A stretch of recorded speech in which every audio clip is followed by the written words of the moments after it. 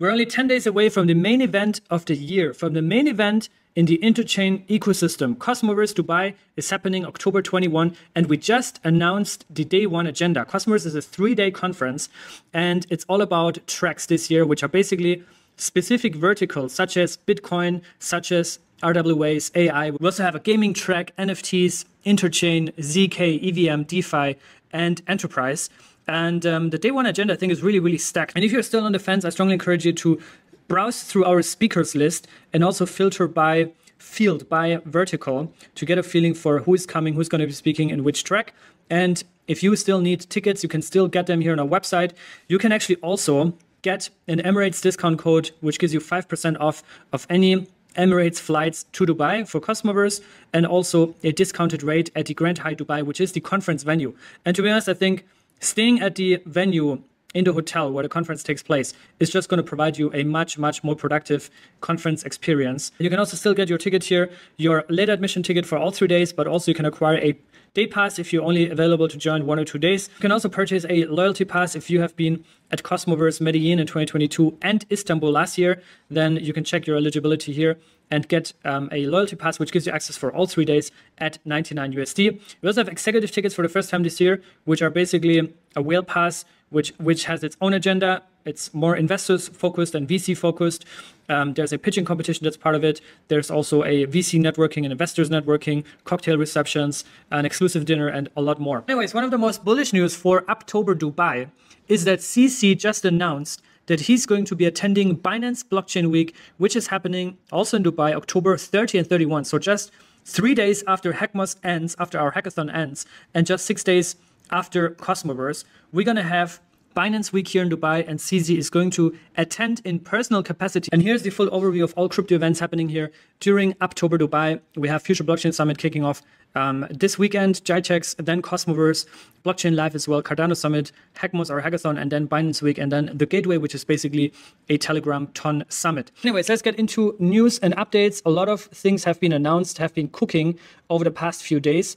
Number one, we have a major announcement from one of the largest and most successful DeFi applications in the entire world that just announced that they're going to be launching their own blockchain, their own chain. And the reason for that might also be economics, right? Because if you look at the revenue share of applications versus the underlying infrastructure, you can see that both on Ethereum and Solana, applications are actually on the verge of flipping their underlying infrastructure in terms of revenue. And so far, this application that is now announced to launch their chain has been residing as a smart contract basically on Ethereum. And now this is going to change because Uniswap just announced the launch of Unichain. And this is not going to be a Cosmos SDK blockchain. This is going to be built on the OP stack. And as far as I understand, the OP stack is basically an open source framework on which you can build your blockchain on, similar to the Cosmos SDK. I just don't understand why they call it an L2 then, and why it's not an L1, its own app chain. But maybe you can tell me more if you're more from the Ethereum community, Ethereum world. They are saying it has super fast blocks, 250 milliseconds, cross-chain interoperability, and decentralized validator network. I mean, this is basically like exactly what Cosmos is all about, right? It has been since 2016, since the Internet of Blockchains white paper got released. But here we are 8 years later, and the Interchain ecosystem is currently at 115 chains and counting. In 2021, which was the year when IBC went live, the interoperability protocol in Cosmos, also the year when I got into Cosmos, just couple of months before IBC went live. So I literally saw the first chain, which was the Cosmos Hub, and also IrisNet doing the first kind of IBC connection to actually this was already kind of huge back then. Stargaze was there, Akash Network was there, Terra was there, which then evolved into the largest by far Cosmos chain to basically ever exist. Sentinel, also an OG Cosmos chain, Persistence as well. But then also obviously some of the old L1s or old Cosmos app chains that don't exist anymore, like SwiftChain, MicroTick, Starname, eMoney, right? Those were kind of the first generation. Juno as well, really irrelevant right now in the broader context of, you know, where Cosmos is standing today. And you can see the new big chains, multi-billion-dollar chains like Say Network, Axelar, Celestia, DYDX migrated from Ethereum. Multi-billion-dollar chains dominating entire categories and verticals, right? Celestia for DA, Axelar interoperability, Say parallel EVM execution, Dimension as a rollup framework, Fetch for artificial intelligence, right? AI. Akash for compute, Stride, liquid staking, Saga for gaming, Secret for privacy. You name it, the Cosmos ecosystem, aka the Interchain, has had huge success over the years and continues to have success, right? And that even though the perception of Cosmos is pretty much at all-time lows right now. But if you look at some stats, and here we have 91 chains listed on mapofzones.com out of the 115, 120. And by the way, we're going to release the Interchain ecosystem map from the Zito Zone Twitter account very, very soon. We have been working on this silently in the background for the past couple of months, actually, not just weeks, but months. And this is going to come out next week. The Interchain map is going to come out, and that's going to be a full overview, a snapshot of the Cosmos ecosystem. But looking at some of the most active chains right now, we can see Sane Network actually dethroned Osmosis when it comes to weekly IBC volume, 142 million USD in weekly volume. And you can also zoom in here and look at where this volume is coming from and going to. You can see close ties between Say and Kava right now, $74 million of volume, and also Noble, 67 million between those two chains. Why is that? Well, Kava has native USDT, Tether USDT, and Noble has native USDC. So those two chains are basically the stablecoin hubs in Cosmos. And that's why Say, as they're also rolling out more DeFi applications, more TVL, and grow their user base, and actual on-chain trade activity and all these kind of things, means they're tapping into that for stablecoin liquidity, which is also massively driving up volumes. Anyways, very, very interesting to keep track of those things, of those developments, and to also see more competition for who is the king of IBC. Because Osmosis took IBC to market, proved IBC works in DeFi, and without Osmosis, IBC would not be where it is today. But now we have competition ramp up, and that's also good to see, and will also drive more innovation for all the other chains. Anyways, Cosmos SDK V2 is upon us. A big announcement was made here also from the Cosmos SDK Twitter account. You can read through this whole article. It's more technical, so this is probably more for the developers out there. The Cosmos SDK team is also going to be at Cosmoverse this year, led by Binary Builders, the Interchain Foundation, and some other teams that are working on this. But yeah, I think it's definitely important if you want to build your own Cosmos chain to also know who these people are maintaining the Cosmos SDK, what's coming up next, so that you have a better feeling and are best prepared to launch your Cosmos blockchain. Now, one of the major milestone achievements and one of the biggest Cosmos Layer 1 blockchains, part of the Interchain, fully IBC compatible, is Babylon. And they are also dominating the entire market share of Bitcoin staking. They pretty much, they don't have any competition. And they just 24x'd their TVL within 10 Bitcoin blocks, which is like an hour and a half. And we actually predicted the day before that I said here on this channel that Babylon is going to grow their TVL from 60 million to above a billion. And here we are now, 22,891 Bitcoin later, with a TVL of 1.4, 1.5 billion USD. And this is massive. So as a finality provider with Stakecito, we're also obviously competing for delegations. And it's extremely competitive. As you can see here now, after the caps were raised, Lombard actually absorbed the majority of delegations, 7,166, Solve Protocol 6K, Pump BTC 2K, and then Lorenzo 1100, RockX or Bedrock also above 1,000. So the top 5 here, the top 4 actually, above 1,000 BTC in delegations. And then Stakecito, we almost crossed 1 BTC in delegations. And to be honest, I'm very grateful. This, like in a broader context, obviously, if we compare it to 7,000, doesn't look like a lot, right? Looks like nothing.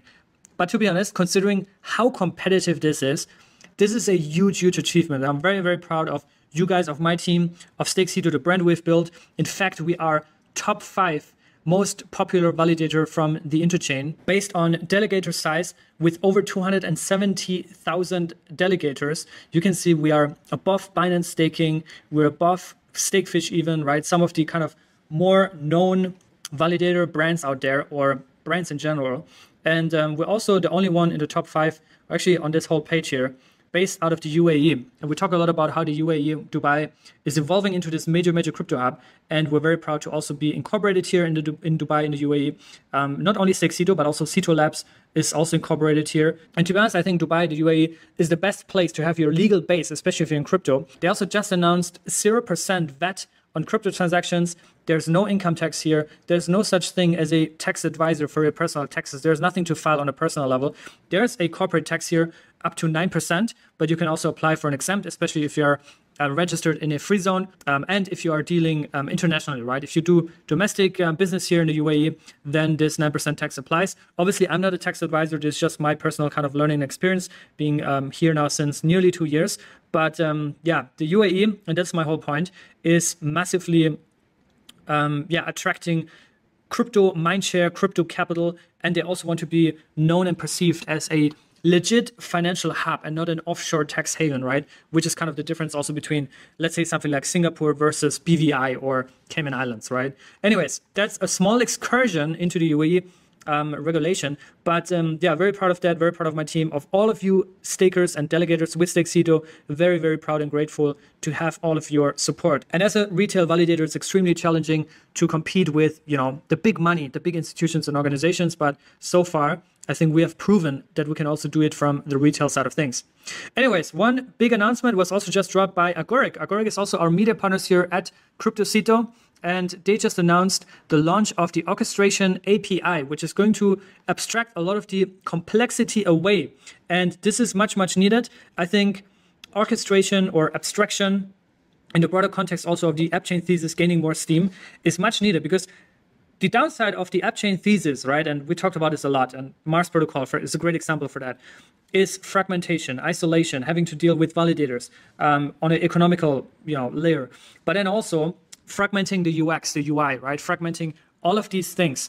And Agoric is building this orchestration layer that abstracts a lot of these things away and basically unifies the app chain thesis, the app chain vision, so that it doesn't feel like you're basically jumping from one isolated island that's disconnected from all the others, right?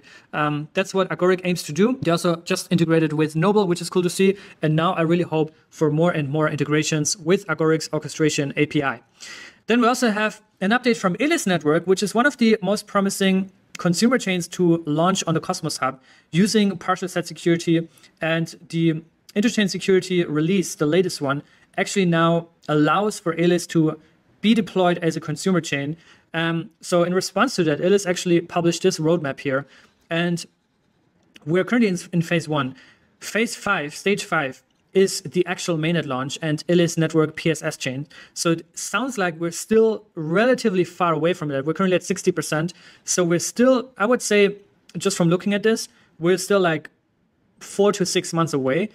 I don't know if this could all be done in weeks, but we'll see. Another chain that is much closer to mainnet launch, actually the mainnet launch has already commenced. We're in October. Mantra, the OM token, we did a full walkthrough of the new proposed tokenomics, the tokenomics upgrade for the OM token. Now that Mantra is launching their L1 and also migrates from being a smart contract to being its own layer 1 blockchain, Mantra is specialized on RWA's tokenization, especially in the real estate sector. We also have a very, very nice panel at Cosmoverse, a discussion basically around tokenizing real estate with real estate firms here in Dubai as well. And they also have this massive $500 million project where they're tokenizing real estate here in Dubai.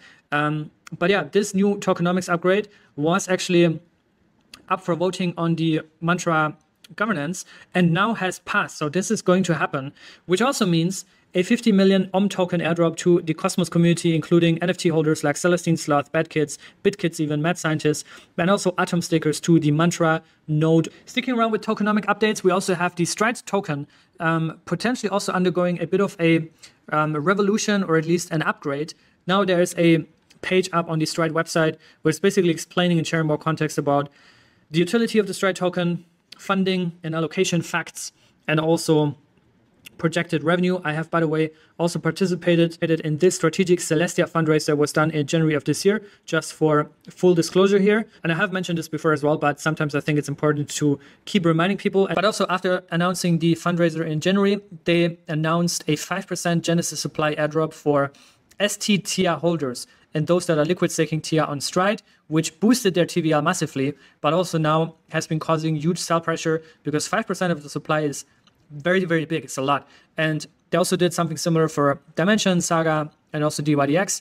But TIA was by far the largest one. But it's also very important to distribute your token, especially in the early stage of a project. I think you have to really figure out the best way to distribute your token without causing too much sell pressure. But by the end of the day, I think it's just inevitable to distribute a token without having sell pressure. So that's just how it is, right? Whether you do an airdrop, a farming campaign, or you sell the token to investor at favorable prices or whatever, or you do even like a public sale with low valuations and low amounts that people can invest, it always eventually causes sell pressure, right? Or in Bitcoin's case, you can just mine it, but then miners are causing sell pressure every now and then, right?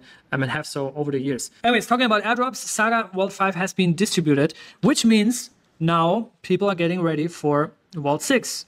And to qualify for Vault 6, it is recommended to stake your entire Vault 5 airdrop amount and to also compound what you already had staked. If you want to participate in Vault 6, this is what I'm not only recommended to do, but what I have personally already done. So I definitely want to have the Saga Vault 6 airdrop as well. And Saga itself also has a massive staking ratio of 79%, just behind Tau, which is at 80.2%, Bittensor, followed by Sui 78.1, up to 77.8. Obviously, for a chain that's brand new like Saga, even Sui and Aptos, that has also a low float, high FTV, basically means that the private investors, early investors, and the foundation are staking their vast majority of their holdings. I'm also a personal private investor into Saga. I've placed my investment there in mid of 2022, so already like around over 2 years ago. And I could also stake my Saga tokens, which means, you know, my investment is also counted to contribute to the staking ratio, but these tokens are not even liquid yet. But just for you to understand how these high ratios for early stage projects also are coming together. But nonetheless, it's very good to see this high bonding ratio. And for a chain that doesn't have the liquid staking module implemented and relatively long unbonding times, I think it's 3 weeks or even 4 weeks, that means, potentially slower sell pressure, at least, not to say no sell pressure, but slower sell pressure. And those that are staking right now through these incentivized airdrops through loyalty are probably also not going to just unbond and sell. But anyways, this is just for context here. Also, TIA has a 72.4% staking ratio. Remember that for TIA, we're going to have this massive unlock happening in 2 weeks, 2.5 weeks. October 31st is when the first year cliff is over for TIA investors, and that would basically double the circulating supply on that date. Now, as I said, Mantra about to launch their Cosmos Layer 1 blockchain that is optimized for RWA's tokenization, and the first pulse check was accomplished yesterday. Mantra is about to launch Mainnet, and this is one of the most highly anticipated ones. The OM token has done roughly 100x over the past 8 months, and is now a top 70 coin with over $1 billion in market cap. So this is definitely one that has been making huge waves, and with their Mainnet launch continues to do so. Now, getting to airdrops, we have more and more airdrops for unicorn holders. If you are an UVU holder on Solana or Unicorn Chain, which is a Cosmos SDK blockchain, by the way, and also an emoji holder, then you're getting this airdrop. Unicorn is a meme app chain that is built on the Cosmos SDK, but it has the majority of its trading happening on Radium, on Solana. Then there's an interesting mint happening right now for whitelisted wallets. Actually just minted a bunch of them. The public mint is going to go live later today as well. Moonbase Dracula, which we also covered here on the Cito Zone a couple days ago already. And the whitelist mint price is $10. It's in USDC. The public mint, which is going to go live at 7 p.m. UTC, which is going to be 11 p.m. So in a couple of hours from when you're watching this video, is at 15 USDC. And to be eligible for the whitelist, you must have held Bad Kids, Mad Scientist, After the Filter, or Pixel Wizard NFTs. And the supply of those NFTs is going to be 10,000, which are basically comic covers built from 12 different trade categories and 697 unique trades. So go and Stargaze, check this out. And while you're at it, also check out the Cosmic Quest NFT mint that is going on by Crypto Dungeon. That's also going to be one of the first, probably the first consumer chain on the Cosmos Hub. Now, quick news to finish it up. Antonio, the founder of DYDX, has been taking a bit of a break, but he just announced that he is coming back. He's returning as the CEO at DYDX, and that got a lot of people bullish. And I think it's great. Big win for the DYDX ecosystem and for the Cosmos, because now DYDX is a full-on Cosmos blockchain, a full Cosmos Layer 1 app chain optimized for perps and trading. Then we also have a new mascot that was introduced by Story Protocol. Story Protocol announced this massive $100 million raise a couple of weeks ago, and is now building out their community, their follower base, their visibility, their brand, their validator relations. We're also in touch with them with the Stakecito side of things. And they now announced IPI, which is their mascot. There's no news or alpha around whether they're going to launch a meme coin or an NFT or something like that, but who knows? Crypto is at a point where I think it would actually be a missed shot if they didn't do something like that.